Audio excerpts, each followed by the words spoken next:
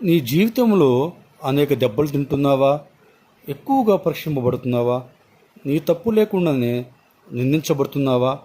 ఎంత ఓర్చుకున్నా ఓపికకు మించి అవమానపరచబడుతున్నావా? అయితే అధైర్యపడమాకు, దిగులు పడమాకు.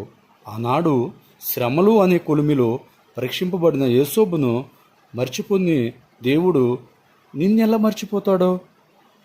దేవుడు బహుగా విలువనిచ్చే వ్యక్తులకే ఎక్కువ కష్టాలు వస్తాయని మరువద్దు. నీతిమంతునికి కలుగు ఆపదలు అనేకములు, కానీ వాటన్నిటిలో నుంచి వారిని ఆయన విడిపించునని బైబిల్ సెలవిస్తుంది. అవును, నీతిమంతుడు తప్పక వర్ధిల్లును అనుటకు యేసోబు నిజమైన సాక్ష్యము. అలానే నీతి జీవితం జీవించి ఎక్కువ శ్రమపడిన వ్యక్తికి తప్పక దేవుడు దీవిస్తాడు అనుటకు యేసోబు జీవితమే నిదర్శనం. నీతిగా జీవించే ప్రియ స్నేహితుడా, అధైర్యపడమాకు.